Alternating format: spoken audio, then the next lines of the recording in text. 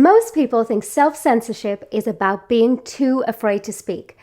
But that's not what it usually looks like. It doesn't feel like fear. It feels like deciding something isn't worth the trouble and doing that so consistently that you don't realize you're doing it at all.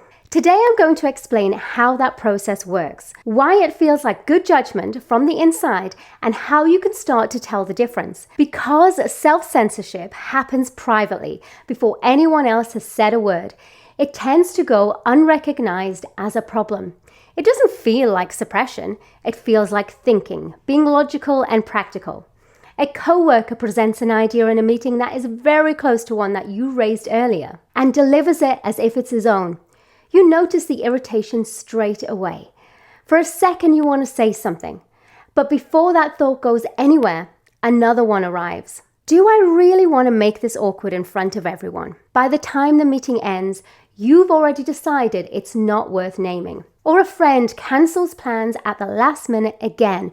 You feel annoyed, but you calm yourself down, tell yourself she's probably overwhelmed, and send a light and forgiving message instead. Your reaction was edited before it ever had chance to become speech. Or your partner says something that stings.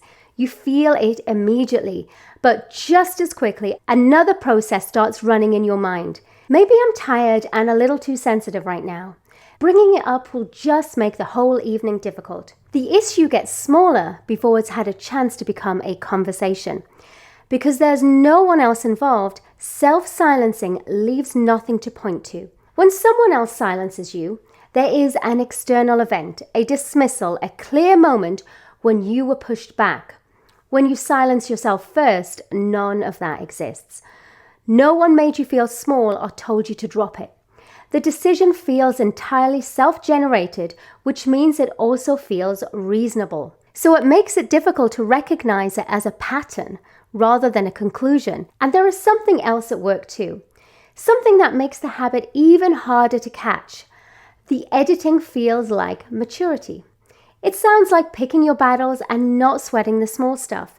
It doesn't feel like suppression, it feels like having perspective. Self-censoring develops the way most protective habits do. Speaking plainly comes with a cost, and the mind draws a conclusion from that. That conclusion didn't stay conscious for long, it became a rule that now runs in the background. And that rule is, check whether it's worth the risk before you let it go any further.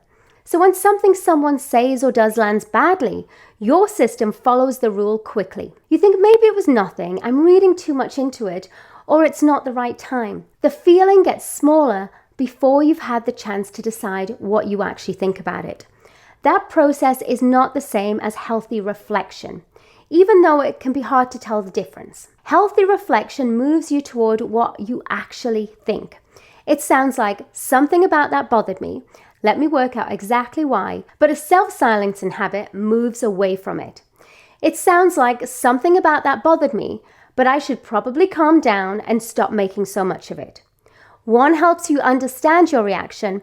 The other one helps you dismiss it before you've had the chance to find out if it actually counts. When that runs consistently in the background, it starts to accumulate.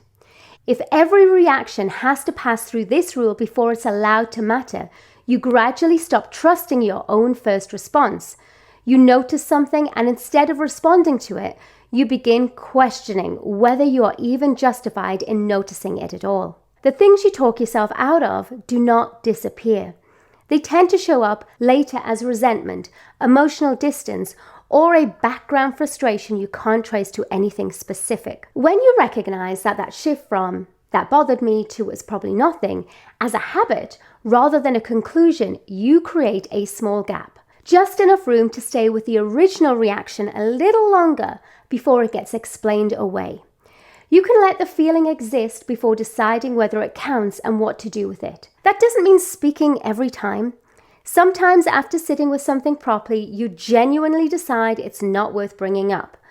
But that is a different thing entirely from having the decision already made for you by a habit you didn't even know was running. This is the kind of thing I work with clients, not just at the level of what to say, but at the level of what is happening in the moments before saying nothing feels inevitable. If this resonated, check out my video about why speaking up feels like picking a fight. It's also part of this series, Why You Hold Yourself Back from Speaking. I'll pop the links in the description. I'm done being quiet, and I won't hide it.